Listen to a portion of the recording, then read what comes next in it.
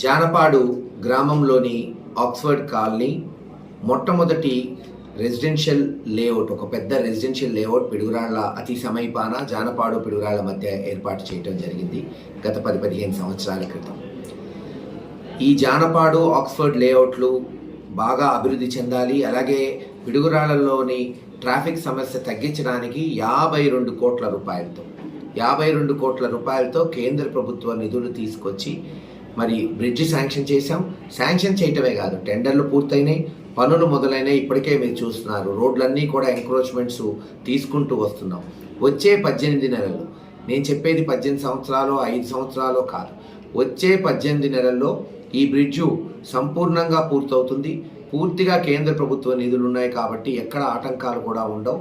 ఖచ్చితంగా ఇది 100% వచ్చే 18 నెలల్లో పూర్తి చేస్తే జానపాడుతో పాటు మరీ ముఖ్యంగా ఆక్స్ఫర్డ్ బహుశా పిడుగురాళ్ల పరిసర ప్రాంతాల్లోనే అత్యంత విలువైన రెసిడెన్షియల్ కాలనీగా అవతరించబోతుంది. కానీ ఈ రోజున ఈ ఆక్స్ఫర్డ్కి సంబంధించిన కొన్ని అపార్ట్మెంట్ అక్కడ నివసిస్తున్న మరి అందరూ కూడా అక్కడున్న సమస్యలు నా దృష్టికి తీసుకొచ్చారు. మొట్టమొదటి నీళ్ల సమస్య, ఇప్పటికే అక్కడ ఒక ట్యాంకర్ పెట్టి నీళ్లు ఇస్తున్నాం ఈ సమ్మర్లో.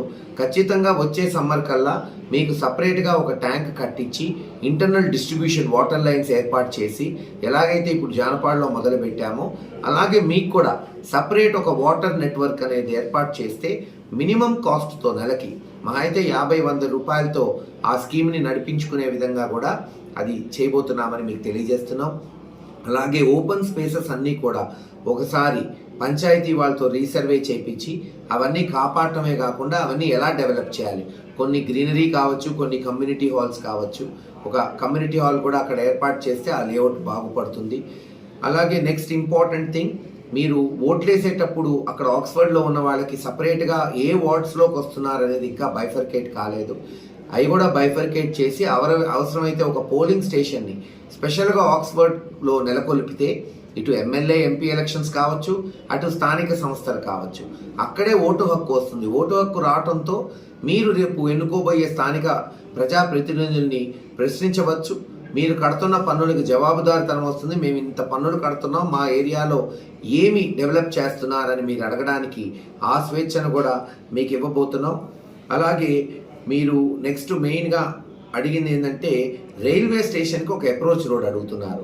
జస్ట్ ఒక 100 to 200 మీటర్స్ ఉంటుంది. ఒకటే ఆలోచించండి, 52 కోట్లతో మీ కొరకు పిడుగురాళ్ల జానపాడు ఆర్ఓబి బ్రిడ్జ్ తెచ్చినోడిని ఒక 20-30 లక్షలతో ఈ 100 మీటర్ల రోడ్ వేయలేనా? ఖచ్చితంగా రేపు జూన్ నెలలోనే శాంక్షన్ చేసి ఇమీడియట్గా రైల్వే స్టేషన్కి పోయే అప్రోచ్ రోడ్డును కూడా బాగు చేస్తామని తెలియజేస్తున్నాం.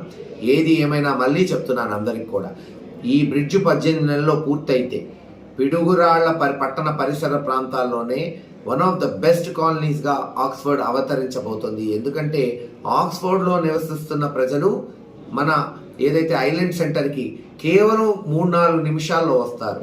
పిడుగురాళ్ల సెంటర్లో నివసిస్తున్న వాళ్ళకన్నా తొందరగా రావడానికి మీకు వెసులుబాటు వస్తుంది. చాలామంది అక్కడ మీరు ఈరోజు హైదరాబాద్లో చూస్తున్నట్టు అంతస్తులో ఏదైతే 8-10 ఫ్లోర్స్ అపార్ట్మెంట్స్ వస్తాయి, గేటెడ్ కమ్యూనిటీస్ వస్తాయి ఆక్స్ఫర్డ్లో. ఇదంతా కూడా వచ్చే 3-4 సంవత్సరాల్లోనే జరుగుతుందని తెలియజేసుకుంటూ, త్వరలోనే నేను వస్తాను. ఒకరోజు సాయంత్రం అంతా డోర్ టు డోర్ తిరిగి మీ సమస్యలు తెలుసుకోవటమే కాదు, రేపు వైఎస్ఆర్సీపీ పార్టీని పటిష్టపరచడానికి కూడా మీ సహకారం కోరుతామని తెలియజేసుకుంటూ సెలవు తీసుకుంటున్నాను.